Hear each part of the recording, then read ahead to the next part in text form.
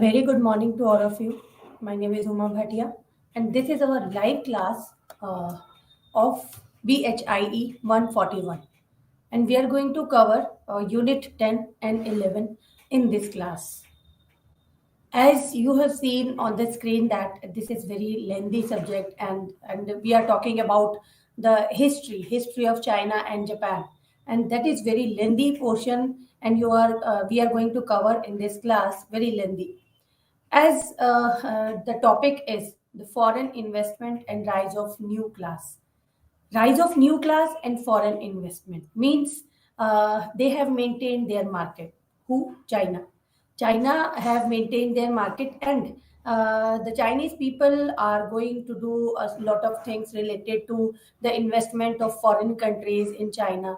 If a country invests so much in any country, then the economic development of that country that enhance very rapidly. That's why the reason behind this, and the China and the government of China was thinking about the foreign investment and the rise of new class. And this was the emergence of new class, just like so many thinkers, philosophers, and they are creating a lot of things just to enhance the economy, just to enhance the political system, society. They wanted to enhance all the things in China because all the philosophers and all the thinkers were thinking to unite China, and they are starting to think about the tradition and the culture, the enhancement of tradition and the culture of China.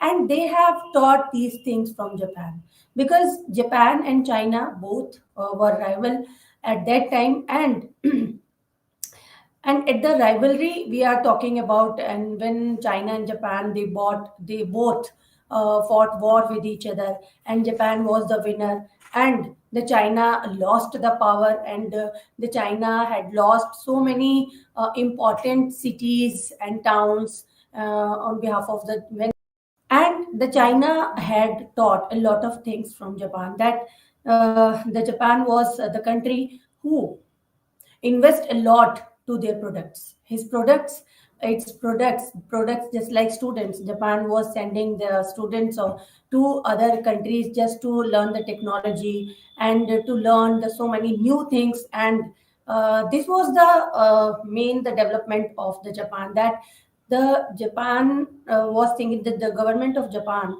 was giving scholarships and so many facilities to the students just to go to other countries and to learn so many things and behave that things on Japan after returning from the other country, just like USA, just like in other countries related to technology and science and all so many things.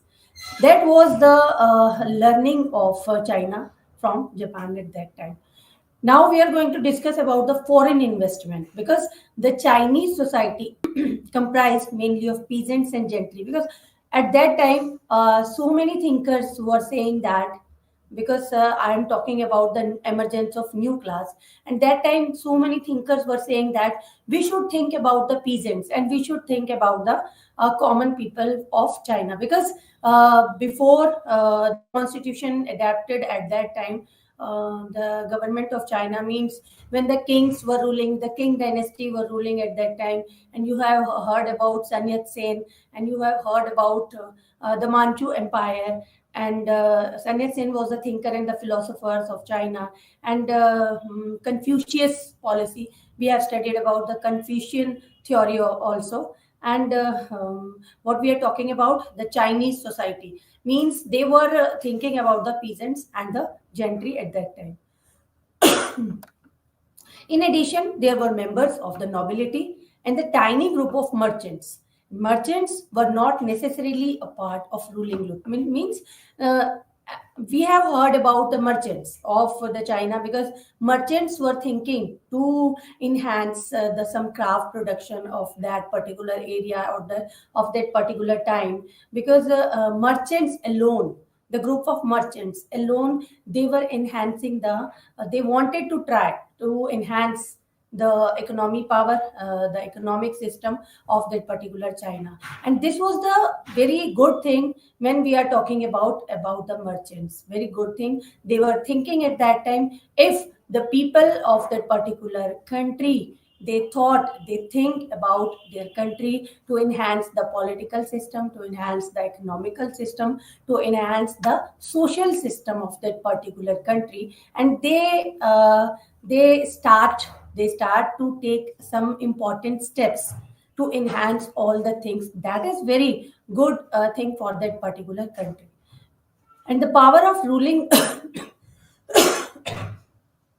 because at that time merchants had given patronage to the particular to the particular groups to give power to enhance the economical system. The power of ruling group rested on land ownership, civil service examination qualifications, and position in the administrative setup.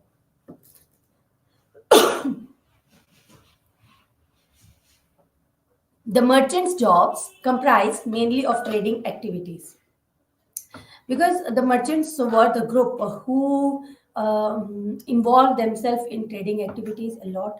And industrialization did not come about in China at that time. They wanted to enhance the industrialization and the way it did in Europe and Japan, because the China was copying in from Japan and Europe.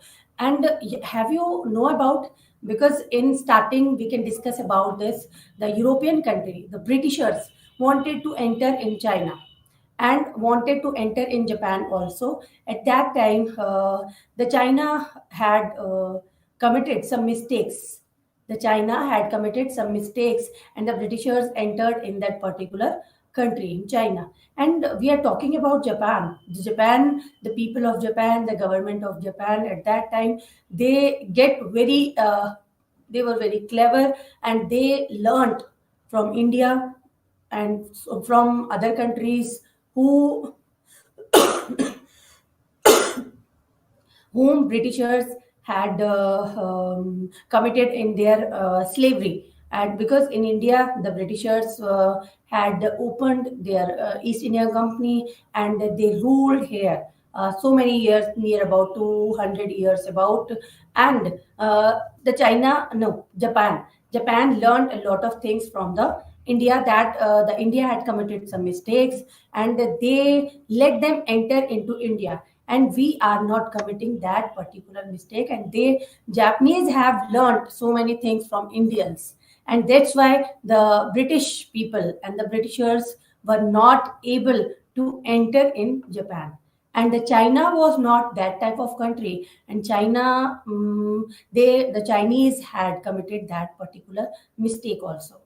The Britishers entered in China, and they took over so many countries, so many places, just like cities, towns, important cities. Okay, and that China had committed so many mistakes. The land ownership pattern was such that the agriculturist did not need to invest his surplus in industrial growth to make further profit. China remained industrially backward because China was not that much important country, just like Japan, just like USA, and therefore the demand for modern technology also remained limited.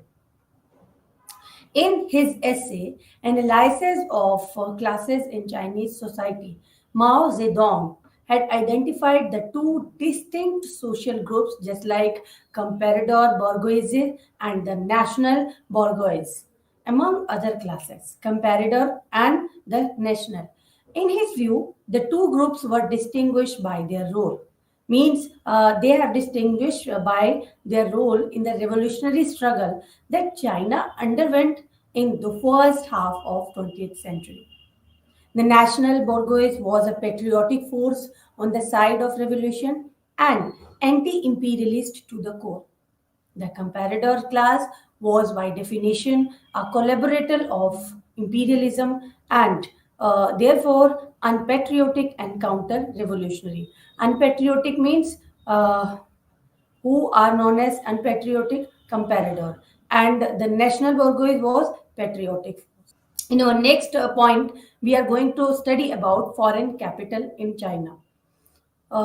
Foreign capital in China means the Chinese government wanted to make the investment of foreign countries into China. Foreign investments grew over the years, partly due to upward movement of prices, and partly because foreigners reinvested their profits in China itself and the growth of Jardine Matheson and Company.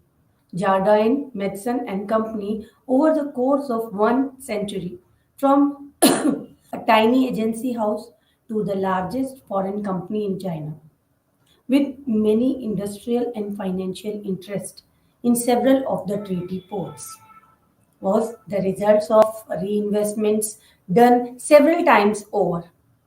Direct investment of foreign capital had gone into the following areas like import, export, trade, railways, manufacturing, property, banking, finance, shipping, mining, and communication.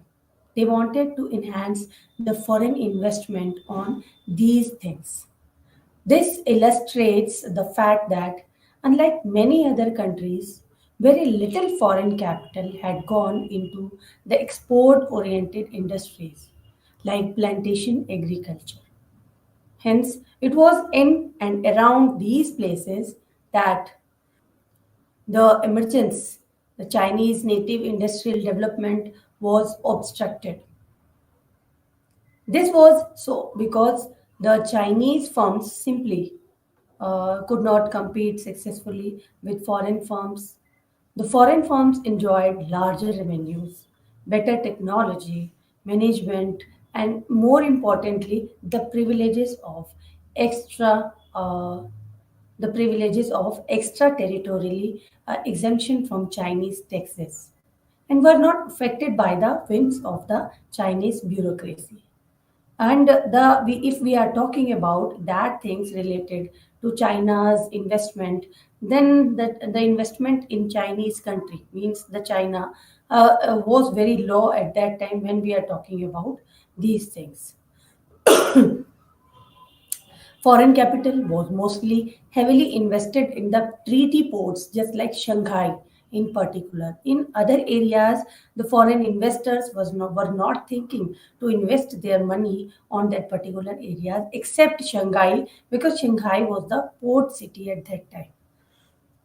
That was the main reason of that particular area. Next, we are talking about the emergence of the Chinese, means bourgeois. Bourgeois was the class. Okay, the upheaval of 1911 marked the establishment of bourgeois as a major force in the economic and social life of China. Since the 18th century, due to demographic changes, the pace of urbanization in China was accelerated. This also increased the number of traders and merchants who bought commodities including food grains from the villages and sold them in towns and cities. With the intervention of the West in a more aggressive form, since the Opium Wars, tremendous economic changes were visible in the coastal areas of China, many of which were treaty ports. The dominant urban classes, merchants as well as scholar officials, saw this an opportunity for profit. Means what was the opportunity for profit? The urban areas and the treaty ports and the particular villages and opium wars. Opium was the type of agriculture at that time. The 1911 revolution, which had occurred in China, that had weakened the position of mandarins. Obviously, commercial ventures became a good alternative to achieve economic status, if not political power. The outbreak of First World War in 1914 was, however, watershed in the development of the native Chinese bourgeois. The new class now sprung into action as the temporary withdrawal of foreign competition. opened new markets for it, both within China and outside also. Expansion and diversification of business opened up new business avenues. If we are talking about Japan, because we have studied about the First World War and 1914 to 1918, and what about Second World War, 1939 to 1945? The Second World War time period is till 1945, and the end of Second World War from the bomb, the nuclear atoms were thrown into Hiroshima and Nagasaki in Japan at that time. And that time, Japan was the loser at that time, because Japan lost its all power when the Hiroshima and Nagasaki, the both cities had destroyed at that time, and Japanese government had started from zero from that particular area, because this was the history, and I'm talking about that history just because the China had taught a lot of things from Japan, because in 1945 all the people and all the countries had seen the situation and the position that was held in Japan at that time. That's why we are talking about this. In our earlier points, in our the further points, we are going to discuss about the Hiroshima and Nagasaki also. That's why I have talked earlier. Next is Chinese bourgeois and the 1911 revolution. Taking our definition of the bourgeois, the class, the bourgeois, who were the bourgeois? The class tied to modern business person, business people, and business families. It is clear that it had only a secondary role in 1911 revolution.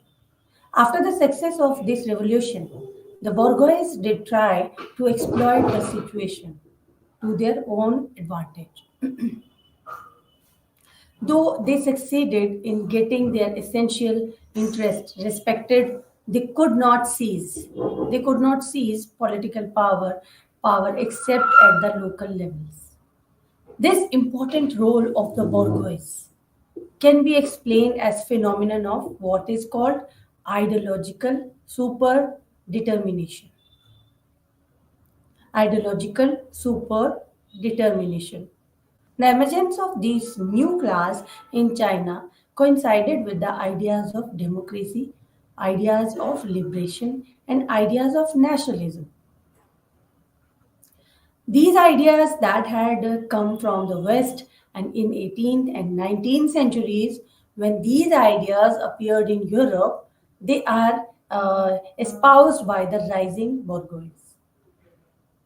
The ideas of democracy, constitutional and nationalism are preached by the leaders of anti-king opposition. They coincided with the aspiration of the bourgeois, who supported the opposition parties and the organizations. And after that, immediately after the revolution of the lack of central power and the decay of public authority, led the urban elite frequently to a situation where they had to run the day to day administration of cities. The, they devoted themselves to the service of urban population collectively and moved by a Confucian sense of civic responsibility. The aim of merchants was not to seek power for themselves, but to maintain social order and contending with pirates, brigands, indisciplined soldiers, and secret societies. The chambers of commerce paid the soldiers, bribed the bandits to deport, disbanded troops, and mediated in disputes between rival generals. Generally speaking, in Chinese provinces, the power of the merchants could not take the place of the bureaucratic power of the central and provincial governments. All it could do was to limit to the destructive anarchy, which seemed to be the only alternative to the imperial system.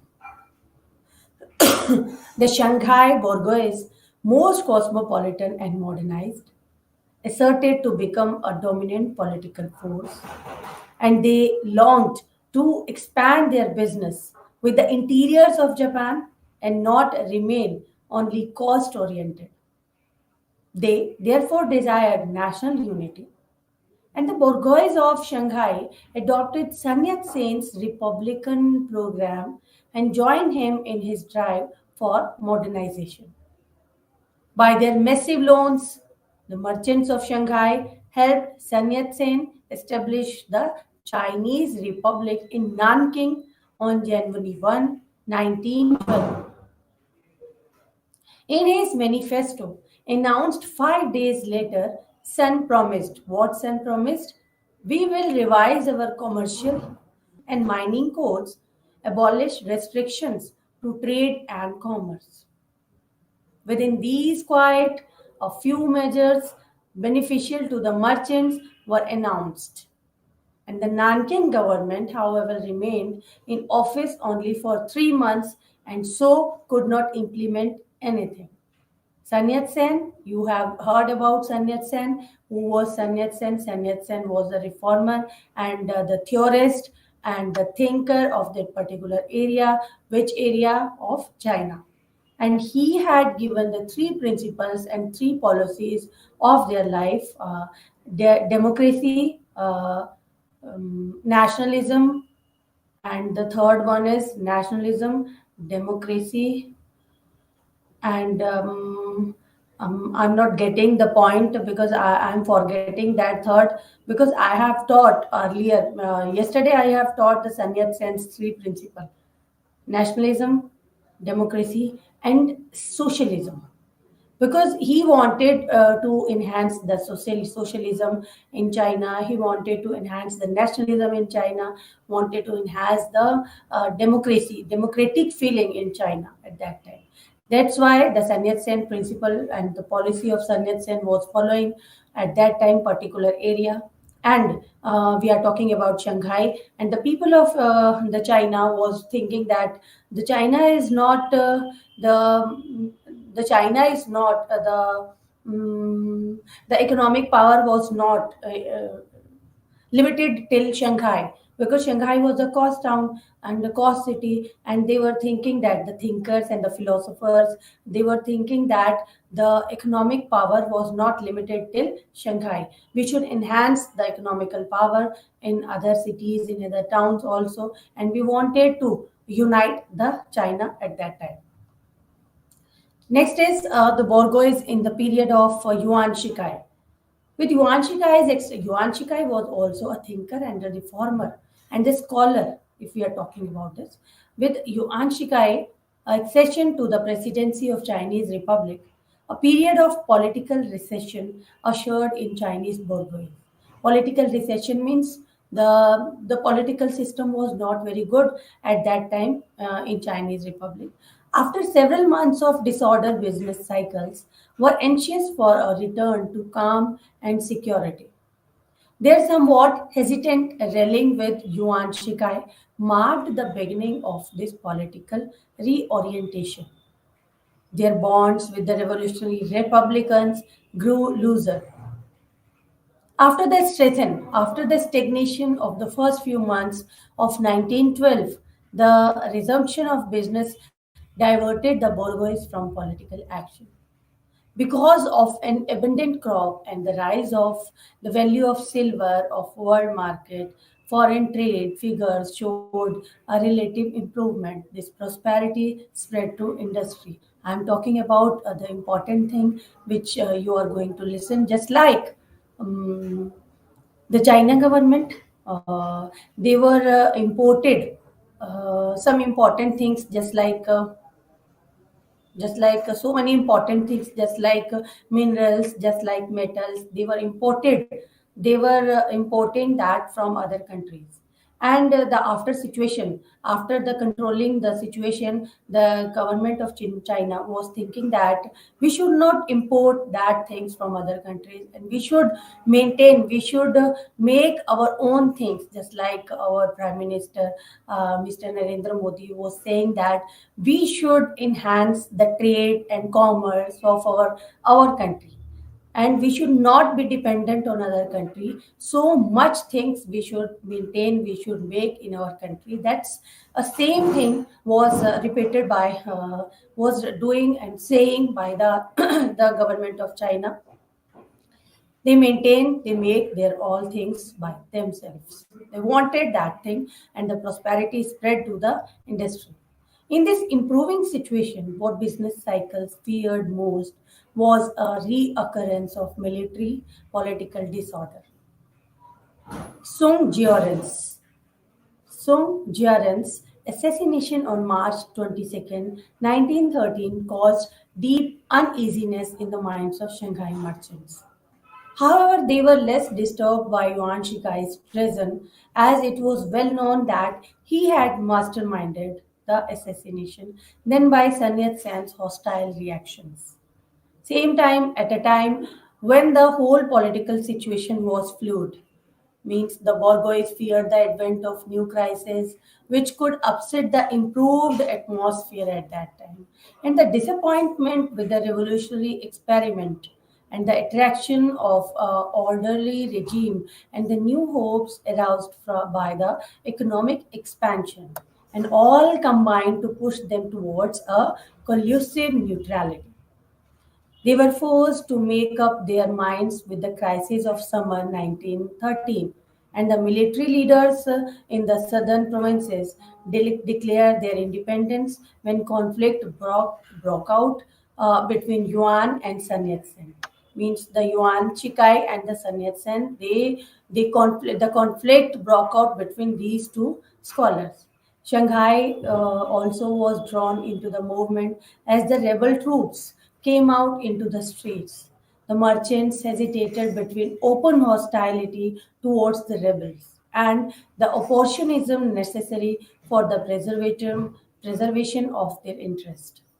The General Chamber of Commerce refused to approve the independence declaration or to supply the rebel commander with funds he demanded. They declared that Shanghai will not be converted into battlefield. Now the declaration had that.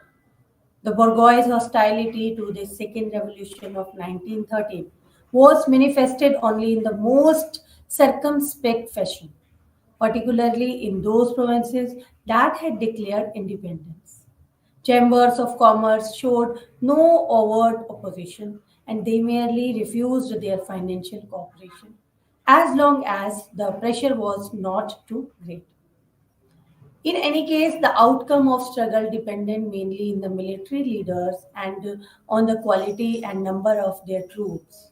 Here, Yuan Shikai's superiority was clear almost from the start.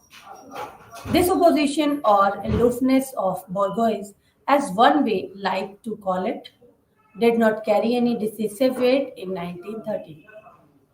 For all political purposes, the Bourgeois remained only a secondary force. And for the merchants of Shanghai, that was the end of an exceptional experience.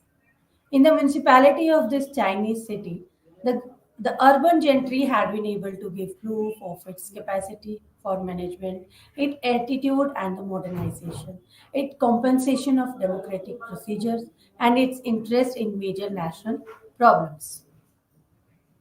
Yuan Shikai's presidency was characterized by a new element, and the new element was a determination to further economic development.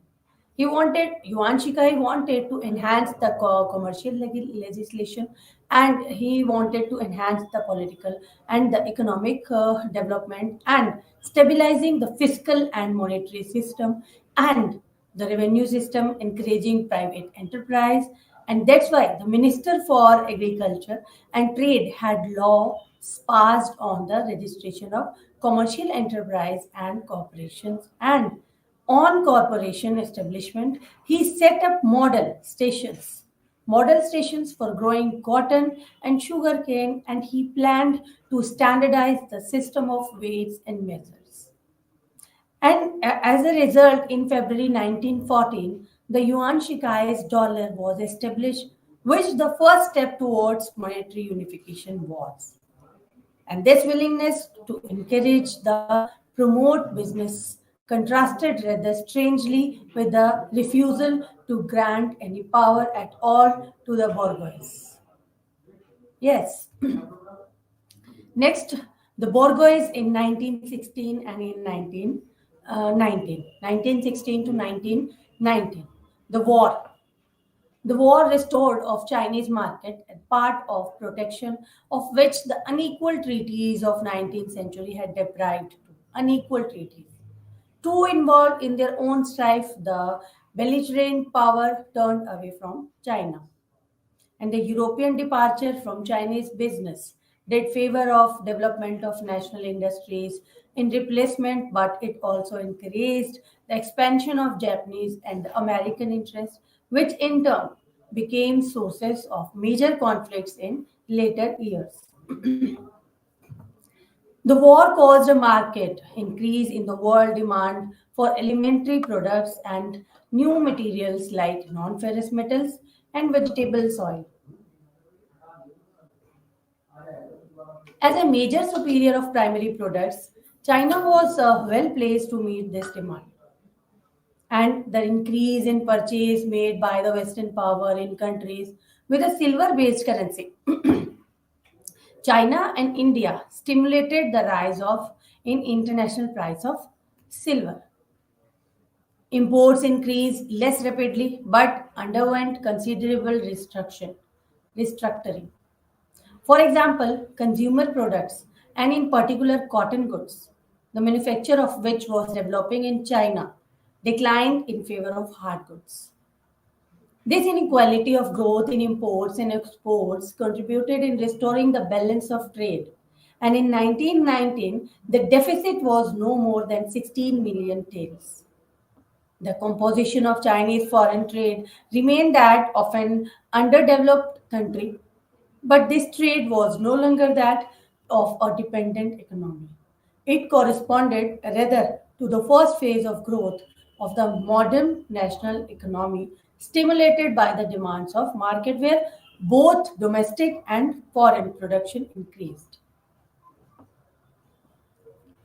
Next is in order to finance business, if we are talking about to finance the businesses because they are enhancing, they are increasing their business, their trade, and for this finance business, the modern banks were thus obliged to restore to direct loans, just like the old style banks. However, modern banks demanded guarantees from their clients in the form of property, mortgages, or deposits of goods.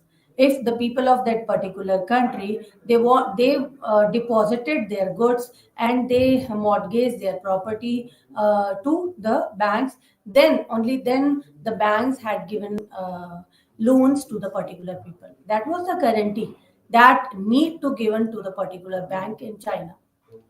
This put them at a disadvantage with the old style banks, which operated under customary rules on a basis of personal relations and granted loans on trust.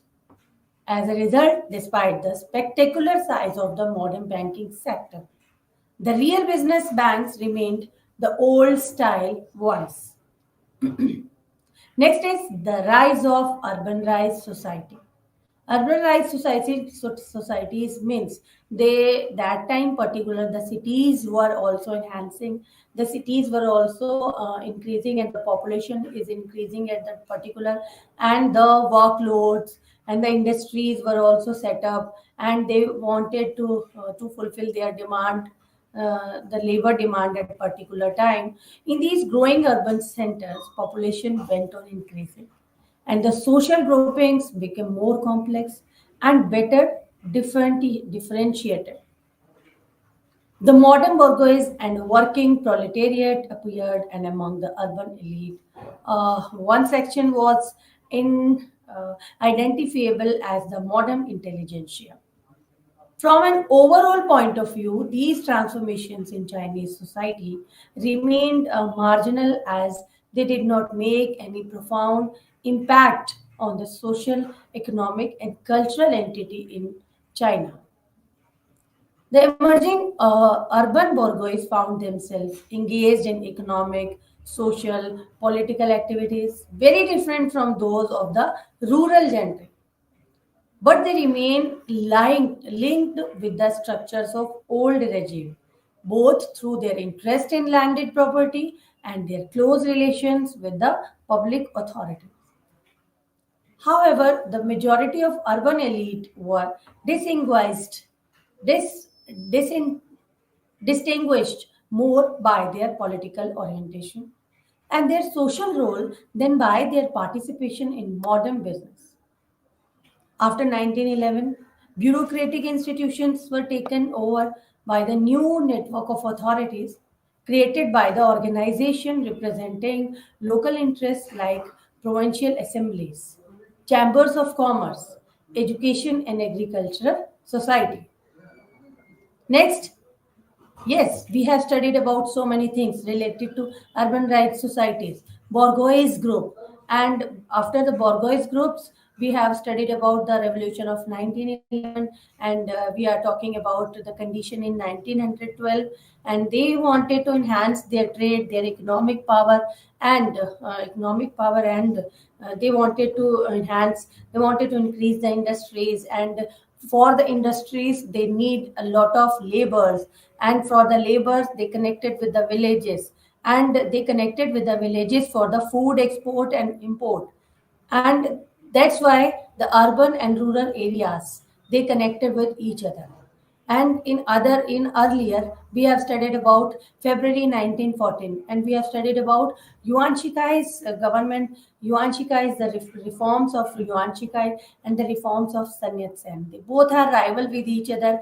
They were fighting with each other for their for enhancing their laws into the country, because they both have their intention to increase the power of China, to increase the unity in China, and that's why they were enhancing their laws. They were making their own laws, and they were giving that laws to the particular people of that particular area, that is China. And in our unit 11, we are going to study about the rise of nationalism. After these small parties, the people of China, they wanted democracy, because they have heard about the Russian Revolution. No, they have heard about the Britishers had make slave to so many countries, just like India, just like other countries, and they have learned a lot of things from that particular mistakes of the particular countries, and they did not wanted to repeat that things, and they wanted the democracy from they wanted to get rid of the Europeans of that particular time, because the idea of nationalism or the concept of nationhood, nation state, entered the thought process of Chinese people much later than it did it Europe. Okay, that was very late at that time. That's why it is written in your book, the traditional Chinese view of world comprised of China, just like Chung Ko, or the Central or Middle Kingdom, other nomadic societies, and its peripheries. And if we are talking about nomadic societies, then we should not forget Genghis Khan, Mongol Empire, and the Great Wall of China. And we should not forget these things. In other words, the Chinese, like many other civilized races, believed that they were central to the earth and human inhabitation.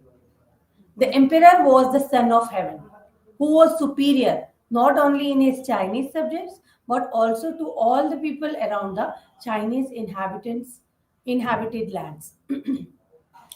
Debates aside, the spirit of Chinese nationhood engulfed the Chinese nation since their defeat at the hands of Great Britain in Opium War of 1840s. Because in Opium Wars, for the demand of opium, the power was in the hands of Great Britain at that time.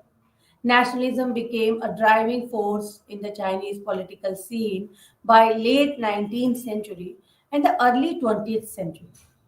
In the following sections, we will discuss how nationalism arose in China, and how it manifested itself and what were the outcomes of dissemination. Nationalism on the rise and the rise of nationalism in China, how the nationalism came into China. We are going to discuss about this in our further talks. Nationalism in China meant three different, though first it meant opposing and fighting. Second, it demanded the creation of strong, modern, centralized nation state, which not only would push back imperialism, but forward the country's new aspirations in its political, social, economy, and cultural life. And the third one is nationalism meant the overthrow of Manchu dynasty, the overthrow of Manchu empire. Of those three, anti imperialism was, of course, to be the most prominent feature. What was the most prominent feature? Anti imperialism. They wanted to get rid of the imperialism of that particular China, from the particular China. That's why they wanted to increase the centralized nation state. They wanted to make to maintain strong, modern, centralized nation state and push back the imperialism to back and forward the country's new aspirations. Means the new thought people will come into that particular country and they wanted to give their thinkings to the people of that area.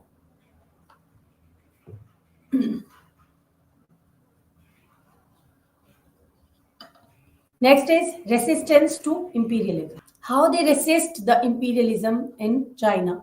How they resist. In the early years of 20th century, recovery of sovereign rights. Sovereign rights means the rights, the supremacy rights, means the superior rights they wanted to recover in China. That became the watchword for every enlightened Chinese. By the end of 19th century, Western terminology like national sovereignty, sovereign rights appeared in official documents. They became an integral part of Chinese vocabulary in a few years' time. Since the Opium War, China had subjected to foreign attacks, each of which ended each of which ended with an unequal treaty. And the China had to pay indemnities to victorious powers and grant privileges, rights, and even territorial concessions. The general public also reacted sharply to Western and Japanese imitation. The local and national press discussed the issues. Local press and national press discussed that issue, and demonstrations, meetings were held in many areas, including foreign bastions of Shanghai, to denounce the intentions of foreign powers. Songs and theatrical shows depicted the atrocities of the British in India and the French in Indochina were common in South China. Posters and other kinds of publicity material were used to spread the message of Chinese nationalism. Next is the nationalism and nation building. How nationalism were enhancing and how they built their nation-wide feelings in their country. Nationalism was not only anti-imperialist, but it also implied a triumph over provincialism and regionalism. As a part of the reforms attempted by decaying Manchu rule, provincial assemblies were set up all over China except in one province. These assemblies became a forum for debate and discussions and brought together the patriotic people. This provincialism, as one noted author says, facilitated the rise of nationalism. Discussion of many local issues. They led to national issues concerned with resistance to imperialism. Anti-Manchu sentiments. Manchu was the empire and Manchu was the dynasty which were ruling in India, And now we are talking about anti-Manchu sentiments, how they came into the mind of the people. This is not to say that the Manchu rulers stay completely alienated from others. On the contrary, the king court comprised of vast number of Han Chinese civil service of country which linked the empire to remotest areas was predominantly Han. What is known as the Sino-Manchu elite ruled China. This group had both reactionaries and reformers in it, and also fiery anti imperialists and compromisers. There was, however, also a common belief that the imperial system itself was inadequate, and so one must not overemphasize the ethnic issue. The intensity of anti-Manchu feelings varied across time and place, means place to place, time to time. They were different from one another. In many instances, this negative notion emerged first to be transferred into a more positive spirit of nationhood. And next is nationalism in the early post revolutionary period. Nationalism. In 1970, China had entered the World War and had been given indications of high hopes for offering major national benefits if she emerged as one of the victors in the war. In the early bargaining period with German minister range, not only loans but matters related to Boxer indemnities were also discussed. With Japan also, negotiations were so designed to advance the Chinese position. This included China's desire to reassert her authority to Manchuria and Outer Mongolia. Next is Shandong Question and May 4th movement. This was a movement when it had done and so many 21 demands of on Yuan Shikai government introduced a new element into this legal position. By formal treaty, China had committed itself to accept any disposition of German rights to Shandong that might be agreed upon by Germany and Japan. The Chinese protested that the agreement was forcibly imposed on China and therefore not binding. The international law, this agreement had no validity even though in 1915 US Secretary of State Brian had implicitly said that US stood on China's side against Japan. And the President Woodrow Wilson too had stated in his speeches that in the territorial settlements during the peace negotiations, the interest of the populations should be taken into account and it should not be a mere adjustment of compromise between two rival powers. And in April, as the negotiations were going on China presented two memoranda to conference. One demanded the abrogation of May 1915 treaty and related agreements with Japan. The other processed what? The renunciation of spheres of influence, withdrawal of foreign troops, withdrawal of foreign post office telegraphs, withdrawal, abolition of extraterritorial jurisdiction, and the relinquishment of leased territories and the restoration to China of foreign concessions and settlements. These were the demands. And next is intellectual response and public outcry.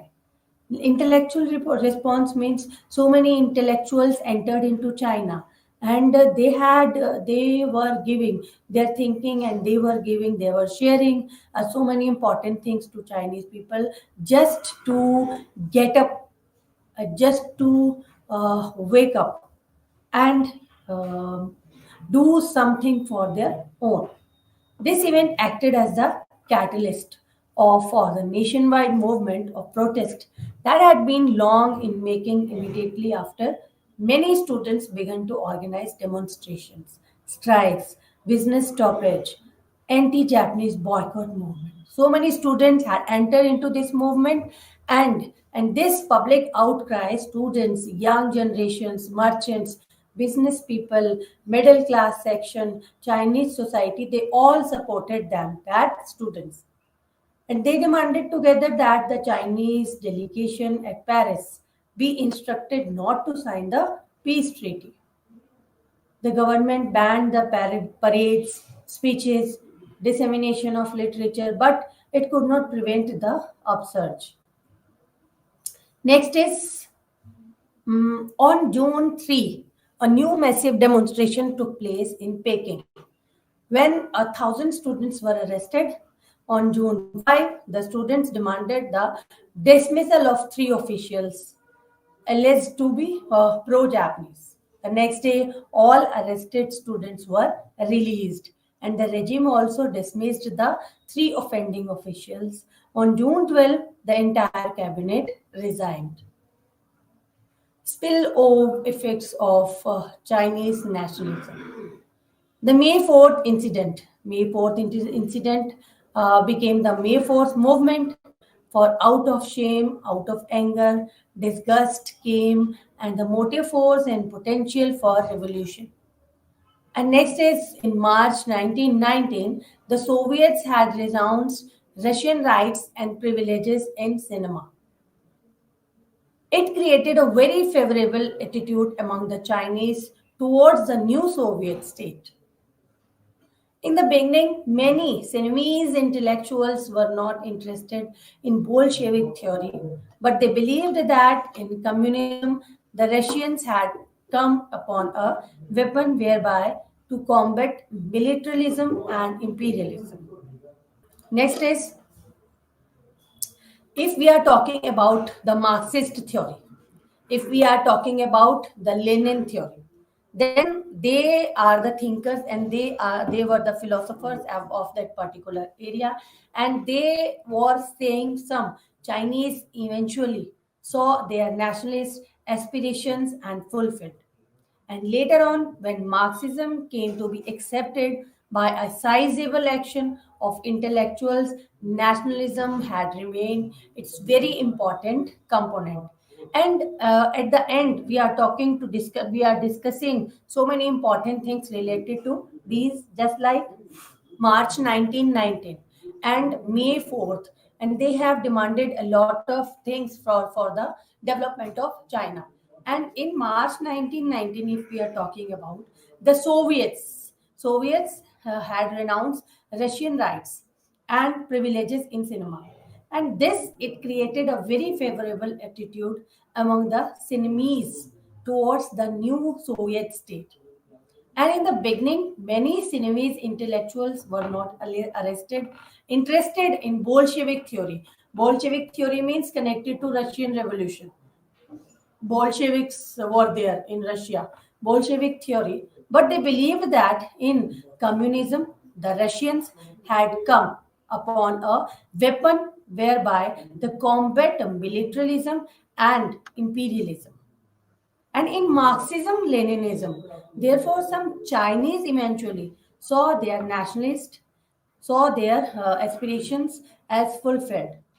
And later on, when Marxism came to be accepted by a sizable section of intellectuals, nationalism had remained its very important component. Have you heard about the theory of Marx? Have you heard about the theory of Lenin? This is your homework, and you should learn these things from the Google, from the books. You have the theory of Marx was saying that all people should have equal lands, because at that time when the rich people were having just like landlords, just like the rulers, they were having a lot of lands at that time. And the Marx were used to say that what he was saying, that the all people should have, if the rich people will share some part of land to the poors, then the poors will also have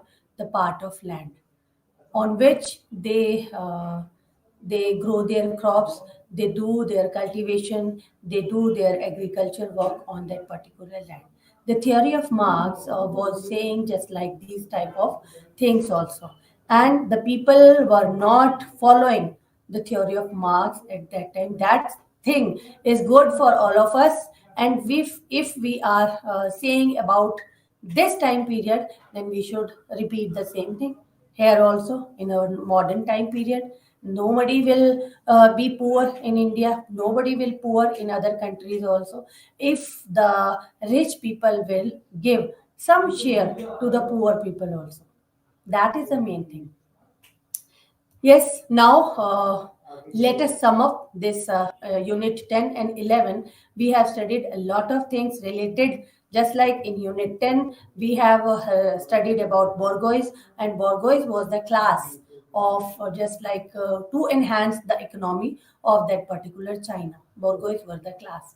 And Chinese bourgeois, and in 1911 revolution, we have studied about. And we have studied 1911 revolution, and the we have studied about Yuan Shikai, and we have studied about Sun Yat-sen and Sun Yat-sen's three principles, and what was Yuan Shikai was saying related to this. And after that, we have studied about the political situation that was not good earlier in China, and after the reformers and the thinkers, the situation was getting good at that time, dissolving the situation.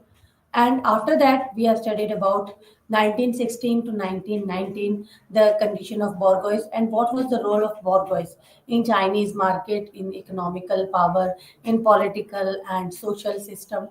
And in 19th century, the Chinese market was a part of protection of which the unequal treaties of 19th century they had deprived of. And the war, we have discussed about World War One, and in 1914 and 1918, and the Britishers had said that if you will enter into the war and you will support to us, means they will support to the Britishers. The Britishers will give some important rights to the Chinese. That was the main reason the Britishers wanted to take help from the Chinese. But Chinese had given help to the Britishers, and they have fought, and they have entered, the Chinese have entered into the war in 1917, in 1917. And after that, they was not getting any important thing from the Britishers. That was the cheat that was given by cheated was the cheat was done by from the Britishers. Next, we have done about the upsurge of modern business. Means in coastal cities just like Shanghai, and we have discussed about Shanghai. And Shanghai was the port city that was very. If we talk about economical power, the Shanghai was very important at that time. Only Shanghai was in a good situation, not other city, not other town, not other any area. And the Chinese people wanted to enhance the economical power in other cities also. That's why they were trying at that time. And we are going to talk about the finance and the business, and the banks were opening at that time, and the banks were given to loan, and on behalf of loan they were demanding some property mortgages and the deposits of gold. They were saying those type of things from the banks. And the rise of urbanized society, the cities developed at that time and were developed at that time. And for the cities, the labor, the capital, and the particular area, the raw material they wanted from that particular, from the area that was connected to the particular urban area. And that was the main reason by which they wanted to enhance the economical power, and they wanted to increase the industries, and they wanted to set up the industries, they wanted to increase the economical power. Next, the nationalism, Sun Yat-sen, Yuan Shikai, Mao Zedong, they were thinkers, and they wanted to enhance the feeling of nationalism in Chinese people. That was their main motto, that was their main aim of enhancing the concept of nationhood and the nation state that should enter the thought process of Chinese people much later than it did in Europe. Next is resistance to imperialism, King dynasty, Manchu dynasty, that was connected to imperialism. They wanted to resist the imperialism and they wanted to increase democracy feeling, nationalism, and all the things. And now we are going to end our session, and in our next class, we will cover Unit 12 and Unit 13. Thank you. Have a nice day.